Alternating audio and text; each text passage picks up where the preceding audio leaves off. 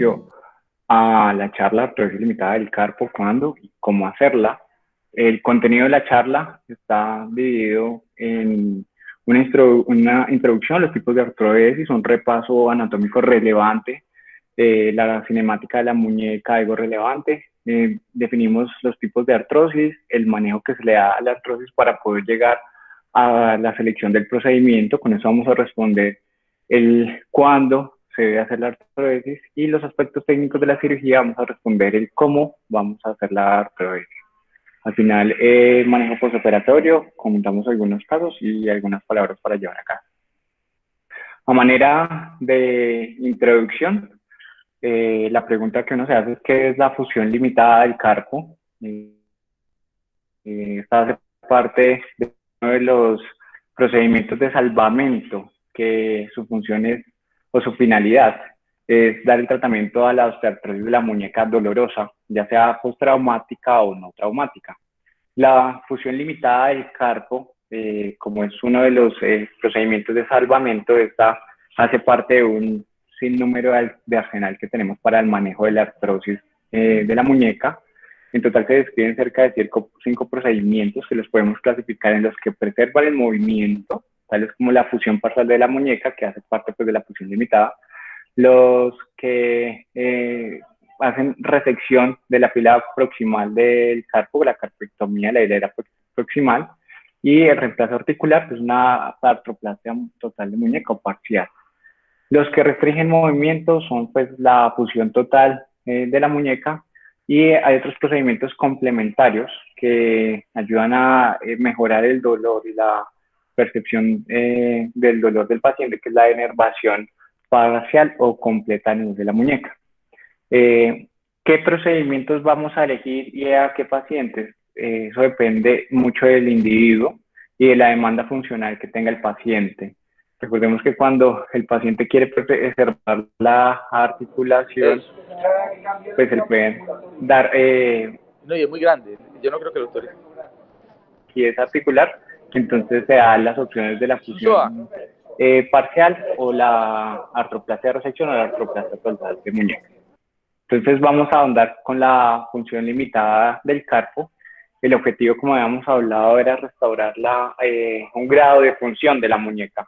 ¿Y cómo lo vamos a lograr? Disminuyendo el dolor y aumentando el movimiento de las superficies que están sanas. Tipos de artrodesis. Encontramos clasificadas 4 artrodesis: de la columna radial, la columna cubital, la columna central y los bordes de la lesión. De la columna radial se basa más que todo pues, en el escafoides. Encontramos la artrodesis escapotrapecio-trapezoide, la escafocapitada, la artrodesis escafoluno-capitada, la artrodesis escafolunada.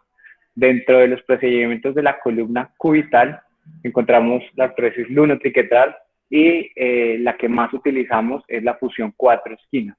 Esta han tenido algunas variables dependiendo de los autores, que pues, se pueden subdividir en la fusión bicolumnar, una 3 esquinas, una 2 esquinas y 3 carpos. Simplemente es para ampliar un poquito más la movilidad. La columna central tiene la artrodesis lunocapitada, y los bordes de la lesión es cuando ya encontramos lesiones proximales al carpo. Encontramos la artrodesis radiolunada, radioscafoidea y la radioscafolunada, que es la más utilizada. Un repaso anatómico. Recordemos que el carpo se divide en 3 zonas. Vamos a encontrar el segmento distal, el cual se compete con la fila distal del carpo, y este incluye el segundo y el tercer metacarpiano. Cuando miramos la biomecánica de este segmento distal, podemos dividir el carpo en un bloque fijo y un bloque móvil, en el cual el bloque móvil va a estar dado por el cuarto y el quinto metacarpiano, que va a tener un rango de movilidad más o menos de unos 30 grados. Y el bloque fijo, que es pues, el segmento distal del carpo. El segmento proximal va a estar dado por el radio y el complejo fibrocartilaginoso triangular, y el segmento intercalado es la fila proximal del carpo. Se denomina así porque está entre el segmento distal y el segmento proximal. Recordemos que en el segmento intercalado no se inserta ningún tendón, y la movilidad se da es por la movilidad como tal del segmento distal del carpo. Cuando aplicamos carga axial en la muñeca, recordemos que el 20% se transmite a través de la articulación ulnocarpiana y el 80% en la articulación radiocarpiana. De ese 80%, el 40% está distribuido en la articulación radiolunada y el 60% en la articulación radioescafoidea. El hecho de cambiar la posición y movimiento del hueso del carpo implica que va a haber una transferencia de carga, y usualmente si la articulación está lesionada y transferimos la carga, suele ser beneficiosa para la articulación. Para dar estabilidad al carpo, un número de ligamentos. Estos los clasificamos en extracapsulares, capsulares e intraarticulares. Dentro de la artrocinemática de la muñeca, entonces, la función de los ligamentos tiene una función dinámica y una función estática. La dinámica es responder a los cambios de posición que presenta el carpo, y la estática, mantener el carpo estable en su posición. Smith y Lance divide, o digamos que nos ayuda a entender esta distribución de los ligamentos respecto a la estabilidad que tiene la muñeca. Y ellos lo dividen en 3 cadenas de ligamentos: el transverso del carpo, la resortera articular y la banda de soporte palmar. El ligamento transverso del carpo lo vamos a encontrar en la parte volar. La función es estabilizar la articulación radioulnar distal y contrarresta el desplazamiento ulnar de la muñeca. La resortera articular, vamos a encontrar que dentro de los más importantes está el ligamento radiotriquetral dorsal, y en la parte volar el ligamento radiolunar y los lunotriquetrales. Vamos a ver que estos ligamentos se insertan distalmente y tienen en común que se dirigen hacia el triquetum. Y hay otro ligamento que es el radioescapocapitado, que ayuda también pues en función similar al que hacen los radiolunales y lunotriquetrales. El concepto de resortera articular es que tanto los ligamentos que van como volares y dorsales se mantienen en tensión y en posición. Entonces actúan como si fuera una resortera, manteniendo la muñeca hacia su desviación radial. Si no tuviéramos estos ligamentos, la muñeca se desplazaría hacia cubital por la inclinación radial que tiene el carpo pues, en su distribución anatómica. No radial que tiene el radio, perdón. Por eso es importante estos ligamentos para dar estabilidad al carpo y poderlo posicionar. Y la banda de soporte palmar es la que nos va a dar el soporte intrínseco, y vamos a ver que todos los ligamentos tienen una distribución en forma de V, que ayudan también a mantener toda la disposición del carpo en su parte volar.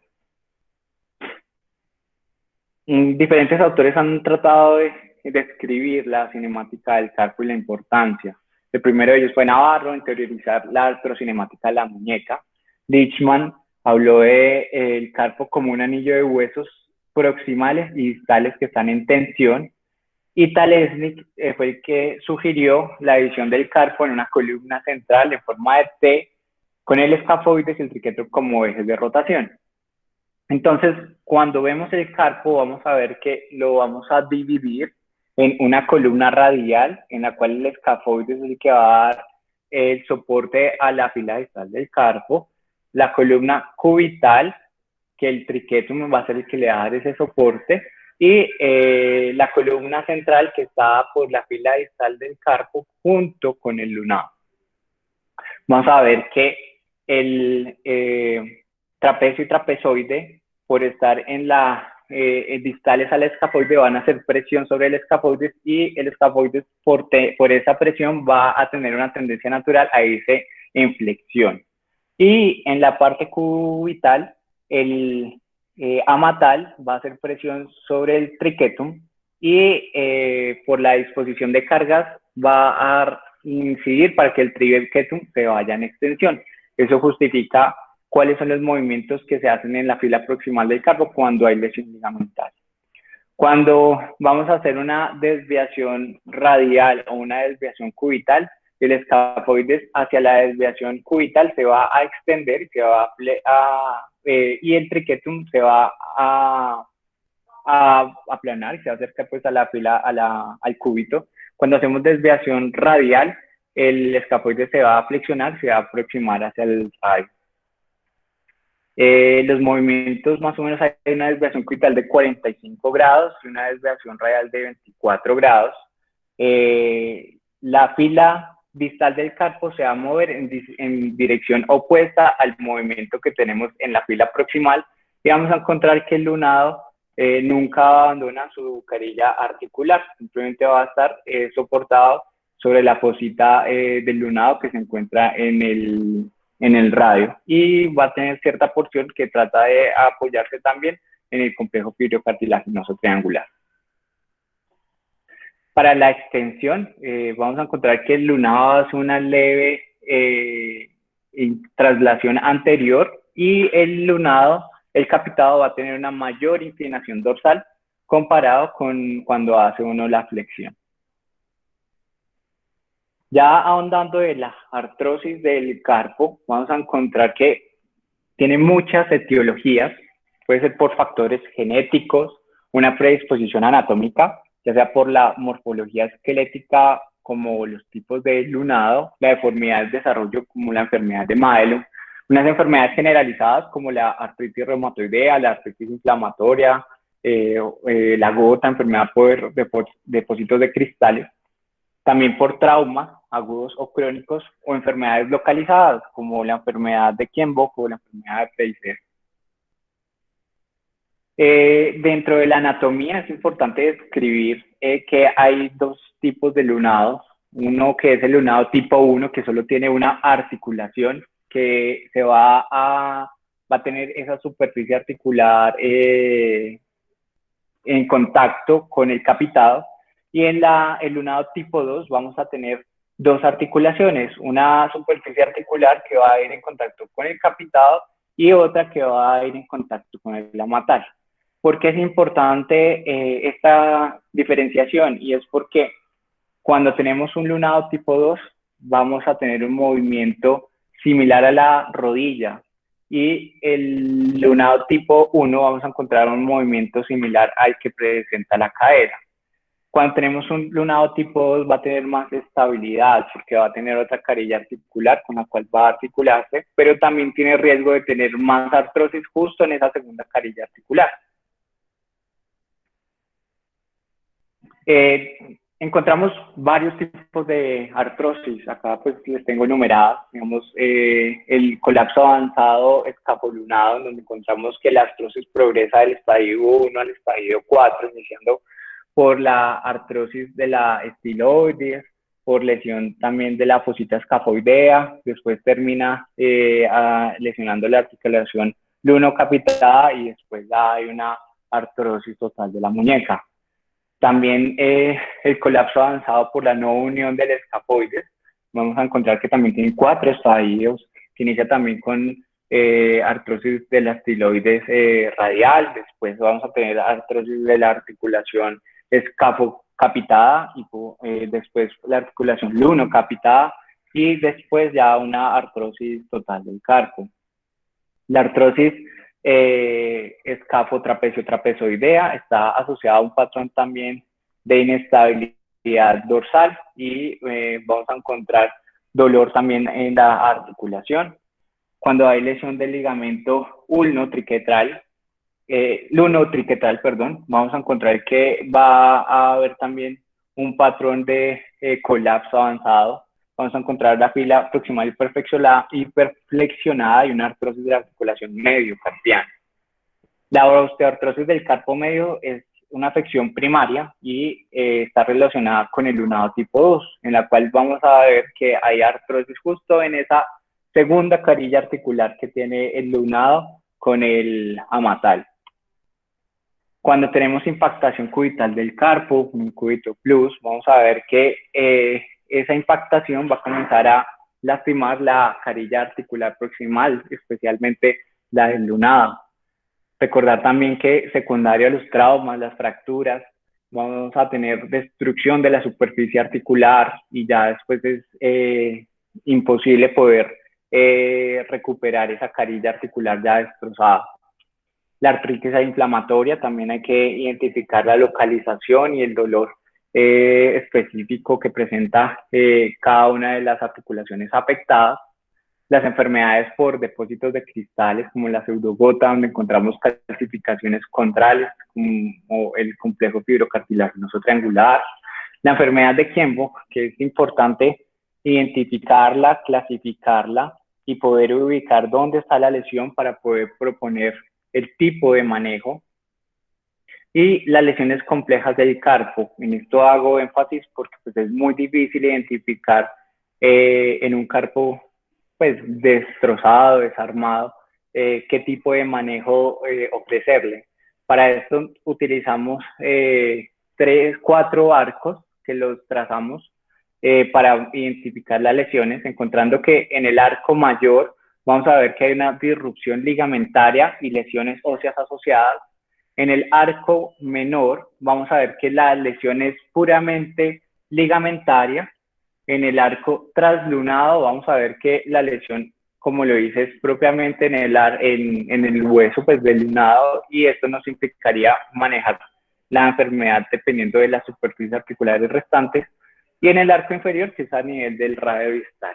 Diferentes manejos se han dado, se han ofrecido. Cuando tenemos lesión del arco mayor, encontramos que la superficie articular del lunado junto con la carilla articular de la fosa que se articula con el lunado está intacta. Entonces esta lesión la podemos manejar como si fuera un colapso avanzado del carpo y le podemos dar un manejo con una artrodesis 4 esquinas, manteniendo la movilidad articular justo en esas superficies articulares que encuentran conservadas.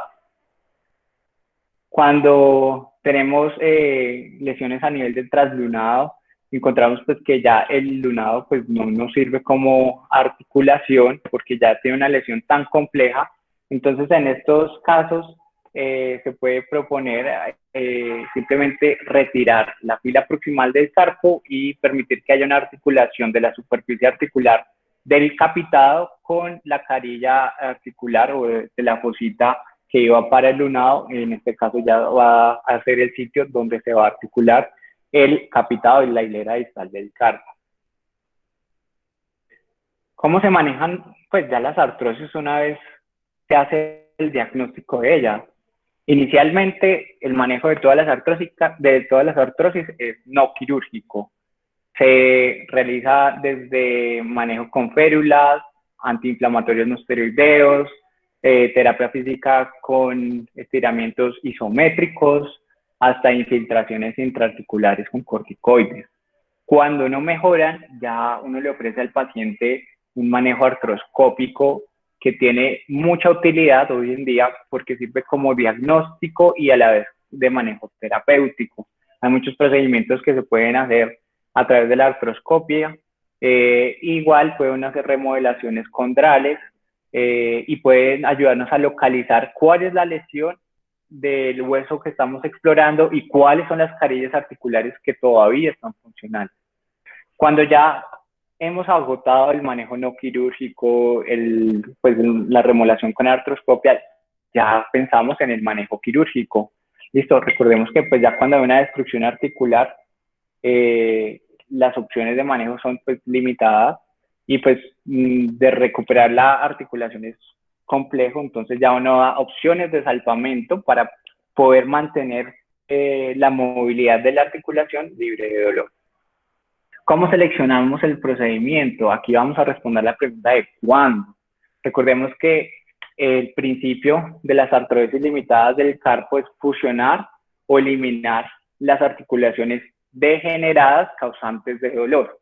Y vamos a permitir que haya una articulación, que la muñeca se articule con las demás articulaciones que están normales. Para evaluar el tipo de procedimiento podemos utilizar este concepto de la rejilla carpiana. ¿En qué consiste el concepto? Vamos a trazar una rejilla en la muñeca, en la cual la base va a ser el radio, las otras casillas van a estar dadas por el lunado, el escafoides y los huesos capitado, amatal y triquetum. ¿Qué es lo importante de esa rejilla? Identificar en dónde está la artrosis, ¿sí? Y cuáles son las lesiones que las zonas que están lesionadas y cuáles son las zonas que vamos a preservar para conservar el movimiento. Hay un concepto adicional, es que el escafoides en la fusión limitada pues altera la biomecánica del carpo. Recordemos que el escafoides va a estar constantemente en flexión y esto va a hacer que haya una osteoartrosis degenerativa sobre la estilosis radial y por ese mismo hecho de hacer presión, va a haber pseudoartrosis de la masa de fusión. Entonces, se propone como manejo inicial extirpar el escafoides para poder simplificar ese concepto de la rejilla carpiana. El procedimiento pues va a ser mucho más fácil de evaluar y vamos a valorar las articulaciones restantes, la articulación mediocarpiana y la articulación radiocarpiana. Ya para seleccionar el procedimiento, entonces la carpectomía de la fila proximal en comparación con las 4 esquinas, ambas se utilizan para el tratamiento de las lesiones tipo SLAC y SNAP en el estadio 2. Ambas preservan movimiento y alivian dolor. ¿Cuáles son las indicaciones para cada una de ellas?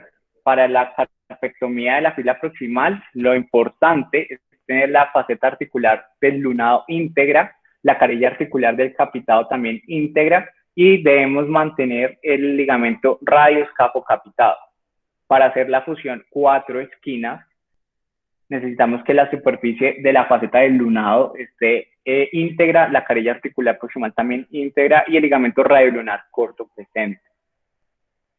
Cuando comparamos las dos técnicas, vamos a encontrar que ambas alivian el dolor, hay una satisfacción del paciente adecuada, aunque mucho mayor, la encuentra aún en el paciente que le hace fusión 4 esquinas.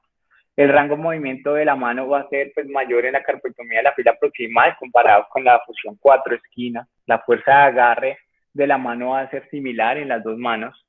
Hay una diferencia, es que cuando tenemos la carpectomía de la fila proximal va a tener un desarrollo mayor de osteoartrosis comparado con la fusión 4 esquinas. ¿Y esto en qué va a resultar? Que como va a aumentar la artrosis, ya no vamos a mantener una articulación indolore, nos va a tocar aumentar el procedimiento haciendo una conversión a una artrosis total de muñeca. ¿Qué complicaciones es la fusión 4 esquinas? Es que como estamos dejando un material implantado, estamos expuestos a que haya problemas con el material. Como estamos tratando de hacer una masa de fusión, estamos esperando que haya una adecuada fusión de la masa ósea que se está atravesando. Hay riesgo de que haya una no unión. En conclusión, pues ambos procedimientos son buenos para las lesiones SLAC o SNAP. La fuerza de agarre, el alivio de dolor, resultados son subjetivos, son similares. La carpectomía proximal es un procedimiento más sencillo, tiene menos tasa de complicaciones, mayor amplitud de movimiento. Y la fusión 4 esquinas tiene mayor satisfacción del paciente, menos incidencia de osteoartrosis y tiene menos porcentaje de conversión a artrosis total comparada con la carpectomía de la fila proximal. Eventualmente, cuando ya la artrosis avanza, pues toca aumentar la artrosis. La fusión 3 esquinas es una modificación que se hace a la fusión de 4 esquinas. Se hace una escisión del escafoides y el triquetum con la artrosis capito-amatolunar. Las ventajas que tiene uno cuando hace escisión del triquetum es que aumenta la desviación cubital y ese hueso ayuda como injerto óseo y evita el pinzamiento ulnocarpal. Cuando comparamos la tasa pues, de movilidad, encontramos que el hecho de resecar el triquetum aumenta la desviación ulnar más o menos comparada en esta tabla a 32 grados. Y la desviación radial también es notoria y significativa. Importante cuando uno hace la fusión, el capitado de la, se fusiona el capitado de la matal para estabilizar la articulación mediocarpiana. Y cuando estamos haciendo el artrodesis es importante colocar primero la grapa o el material de artrodesis con el que vamos a hacer la fusión en el lado radial para evitar que haya una desviación cubital excesiva. Respecto a la enfermedad de Kienbock, es importante estadificar la enfermedad y determinar la varianza cubital. Utilizamos la clasificación de Leishman, es una clasificación radiológica en la cual vamos a encontrar el colapso avanzado del lunado, vamos a encontrar una parte aguda donde hay inflamación, un estadio donde hay cambios en la densidad de imagen, y a partir del estadio 3 vamos a encontrar un colapso del lunado. Y en el estadio 4 una artrodesis total. Del estadio 3 lo podemos dividir en un 3A, un 3B y un 3C. Acá es importante identificar que el 3, la diferencia entre estos dos, el 3A y el 3B, está dado por el ángulo radio-escafoideo, que cuando aumenta más de 60 grados es un estadio 3B. Y en estos casos es donde ya comienza a jugar partida la fusión escafocapitada o escafotrapecio-trapezoidea o inclusive la resección proximal de la fila proximal del carpo. La 13 es una fractura coronal del lunado que está aparte y la 4 ya también pues una artrodesis total. ¿De qué depende el tipo de procedimiento? Pues de la carilla articular que vamos a encontrar lesionada. Entonces, me parece que es mucho más útil también realizar la clasificación artroscópica, que mira cuáles son las superficies articulares no funcionales. Entonces, si miramos en artroscopia la carilla articular del radio con el lunado y el capitado, vamos a encontrar que en el estadio 1 la carilla lunar proximal está lesionada y en estos casos se puede ofrecer la fusión radio-escafolunada o inclusive la resección de la fila proximal. Cuando está la lesión tipo 2A, vamos a encontrar que la carilla articular y la fosa que articula con el lunado están lesionados. En este caso sí se prefiere indicar el manejo con una fusión radio-escafolunada. La 2B, cuando hay una fractura completa del lunado, se prefiere una resección de la fila proximal del carpo. Y la 3A y la 3B, donde ya tenemos una panartrosis, pues ya se prefiere una fusión extensa o una hemiartroplastia. La fusión radio-escafolunada está limitada para la articulación radiocarpiana. Esta es una opción viable cuando encontramos artrosis degenerativa, postraumática o inflamatoria. Y el requisito para hacerla es tener la superficie articular del mediocarpo, del lunado y del escafoides intacta y mantener el ligamento radio-escafocapitado. Hay diferentes tipos de fusiones radio-escafolunada. Encontramos la artrosis estándar, en la cual pues simplemente se hace la artrosis radio-escafolunada. La otra artrosis es la radio-escafolunada, donde se hace la resección parcial del escafoides, y la artrosis radio-escafolunada más resección parcial del escafoides más piquetral. ¿Cuál es la diferencia? ¿Por qué se han dilucidado tantas técnicas? Es porque cuando uno hace la artrosis estándar va a tener una no unión del 25%, y se dieron cuenta que cuando se hacía la resección del escafoides había una disminución de esa tasa de no unión.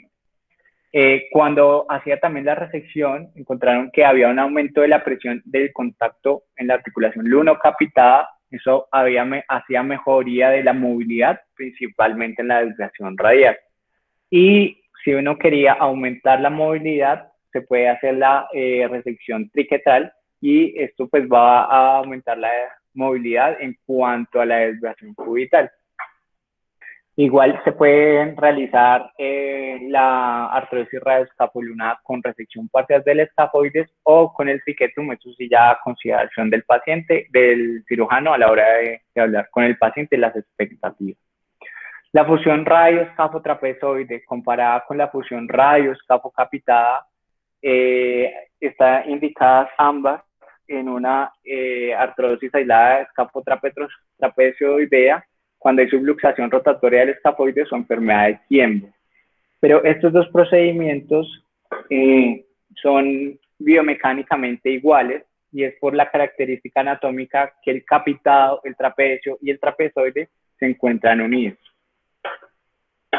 Las indicaciones respecto a la fusión lunotriquetral, esta se utiliza en la inestabilidad lunotriquetral, pero el problema de esta artrosis es que esa masa de fusión es muy pequeña. Entonces tiene una alta tasa de no unión, cerca del 57%. Entonces, de preferencia, cuando tenemos afección lunotriquetral, realizamos la artrodesis 4 esquinas. Ya con los aspectos técnicos de la cirugía, con esto vamos a responder el cómo vamos a hacer la artrodesis limitada del carpo. Los principios fundamentales son manejar la enfermedad, localizar la enfermedad, construir un solo conjunto articular, realizar un desbridamiento mecánico de las superficies articulares, aumentar la superficie de la masa de fusión, respetar el concepto de rejilla carpiana, realizar contención de esta nueva articulación que se está generando, realizar un cierre de esa fusión, aumentar con un injerto óseo y determinar la finalidad de la extensión. El abordaje se hace con una incisión longitudinal dorsal entre el tercer y el cuarto compartimento extensor.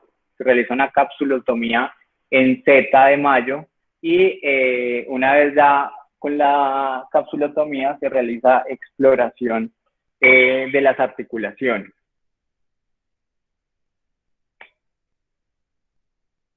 Para preparar la masa de fusión, hay que desviar las superficies de fusión. Eso se puede utilizar con una gubia o una cureta.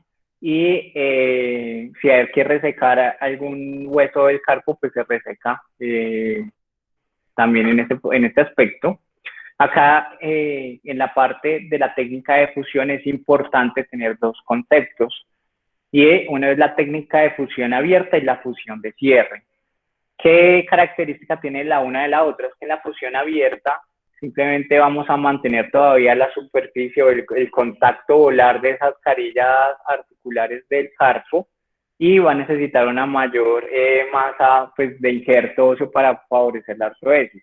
Y la fusión de cierre simplemente vamos a hacer la resección del cartílago hasta el extremo distal de la carilla articular y vamos a tener una mayor superficie para poder afrontar.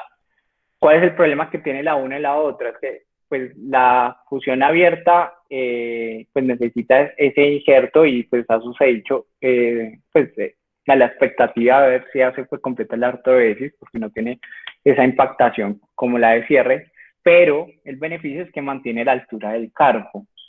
Y la fusión de cierre, ese problema es que tiene pérdida de esa altura, pero tiene una mayor tasa de unión. Y el otro concepto importante es que cuando estemos haciendo la resección de esa superficie articular, tenemos que dejar, pues hay un concepto de copa y cono, que es dejar una parte cóncava y la otra convexa, para poder angular la masa de fusión en una posición que uno quiere pues, realizar. Pues hay una posición anatómica en la cual realizamos la artrodesis. El concepto de contención refiere que la articulación restante puede estar contenida para tener una mayor estabilidad. Y que los bordes pueden ser extirpados para aumentar el arco de movimiento a la hora de hacer la contención. El claro ejemplo es en la artrodesis radioescapolunada, en la cual está contenida la articulación distal y aumentamos los rangos de movilidad extirpando los bordes del arco de movimiento, para aumentar los arcos de movimiento. Ahora, ya después de hacer la resección del cartílago, de haber expuesto las superficies articulares, nos interesa posicionar nuevamente el carpo porque vamos a dejarlo artroejado Entonces lo ideal es dejarlo en la mejor posición funcional. Encontraron en un estudio en el cual se le ponían los pacientes a hacer, pues se le medía la fuerza de agarre dependiendo de la posición de la muñeca. Encontraron que la mayor fuerza de agarre la encontraban cuando aumentaban la extensión, cerca de unos 28 grados. Entonces, la intención de hacer la artrodesis es dejar la muñeca en una extensión de 28 grados, que tiene la mayor fuerza de agarre, y el objetivo, pues, en cirugía es dejarlo más o menos 2/3 en extensión. A la hora de posicionamiento de la articulación mediocarpiana, se recomienda pasar un clavo Kirchner para poder posicionar el lunado en su carilla articular, ¿sí? En su superficie. Puede ser simplemente buscándolo y traccionándolo o a través del radio pasando un pin.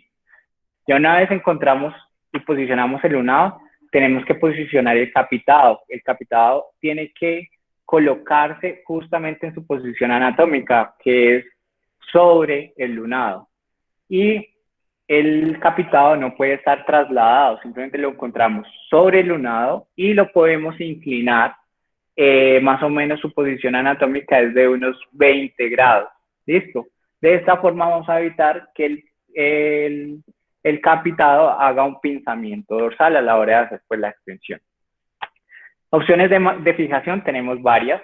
Está fijación con agujas Kirchner, con grapas de memoria, con tornillos en cabeza, unos tornillos de compresión canulados de paso variable y unas placas circulares. Ya una vez pues usted ha elegido el material con el cual quiere hacer la artrodesis, la fusión, simplemente usted comienza a complementar el procedimiento. Este lo vemos con una placa dorsal que podemos redireccionar los tornillos para poder fusionar todas las superficies articulares. En este ejemplo estamos haciendo una artrodesis 4 esquinas, donde tenemos una placa en flor y la podemos guiar los tornillos como se hace inicialmente, es poder fijar la parte radial.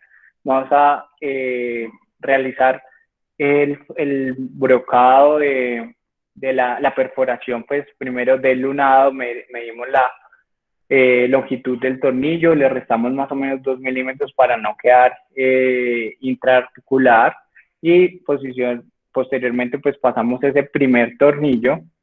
Ya una vez estabilizamos la placa en la parte del lunado, comenzamos a dirigir el segundo tornillo, la segunda perforación que se hace en relación al capitado. Recordemos que lo ideal es realizar esta primera fijación para evitar que haya una traslación cubital excesiva.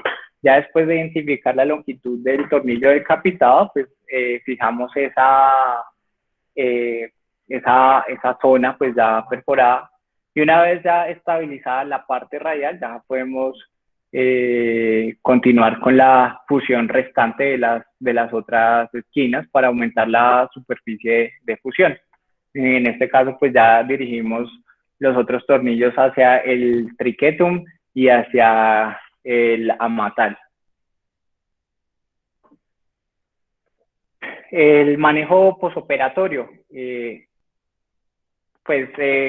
Inicialmente dejamos pues el paciente en observación con el brazo elevado.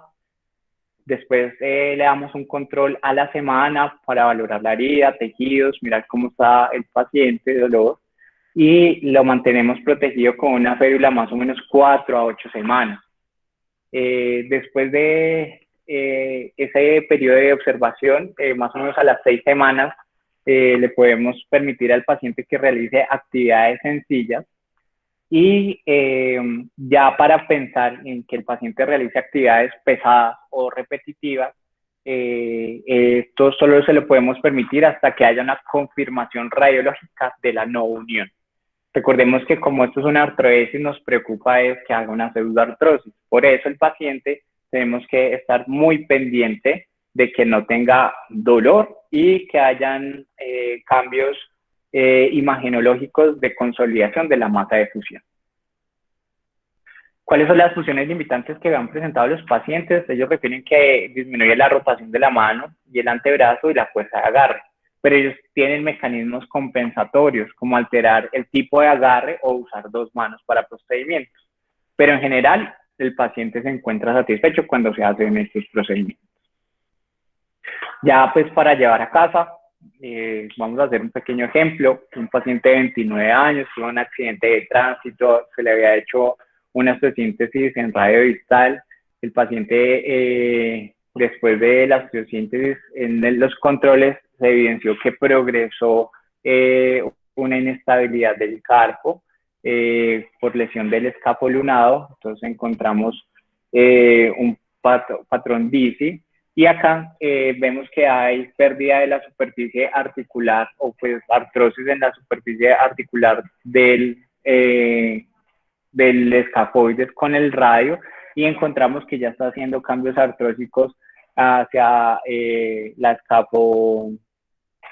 escapocapitada.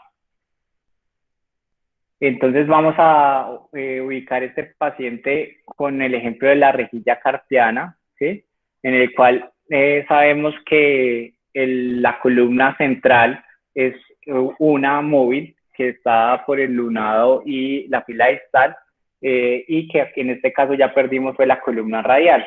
Lo que queremos ahorita es poder evitar ese desplazamiento que tiene el carpo hacia, pues con la pérdida que tiene hacia radial. Entonces vamos a tratar de recuperar la superficie articular que tiene el lunado con la carilla articular del radio para el lunado, y vamos a resecar el escafoides. Y vamos a realizar pues una artrodesis, como ya el capitado está desplazando pues el espacio que se articulaba con el escafoides, pues vamos a darle mayor estabilidad simplemente haciendo la fusión entre el lunado con el capitado, y vamos a aumentar la masa de fusión haciendo una artrodesis 4 esquinas.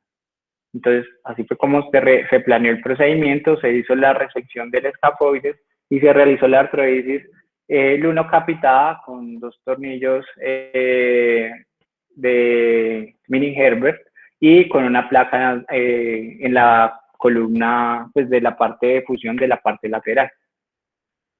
Acá tenemos otros ejemplos, casos del profe Meiser, en lo cual hacemos también una artrodesis 4 esquinas, y acá podemos ver cuál es la gran rango de movilidad que tenemos una vez realizado el procedimiento, y pues que la finalidad del procedimiento es mantener la articulación restante funcional, que en este caso la que se encuentra entre el radio y el lunado. Otro procedimiento.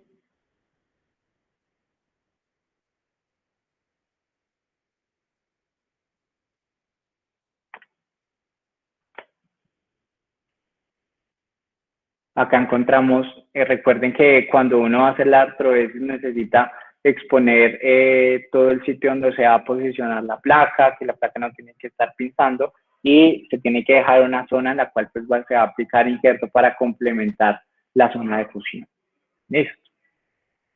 Entonces ya para llevar a casa, las funciones parciales de la muñeca se justifican por la biomecánica, ya que las artrosis de la muñeca solo afectan un número limitado de articulaciones. Las articulaciones que principalmente tratamos son la radioescafoide de la lunocapitada. La fusión pues está dirigida a corregir numerosas patologías de la muñeca, como la artrosis, inestabilidad y las enfermedades específicas, y al mismo tiempo ayuda al paciente a mantener un rango de movimiento funcional al corregir la altura del carpo, suprimir el dolor por pérdida del cartílago. Sin embargo, pues es una cirugía técnicamente exigente y pues se requiere una preparación meticulosa para garantizar esa masa de fusión, un injerto óseo adecuado y una fijación fiable. Muchas gracias.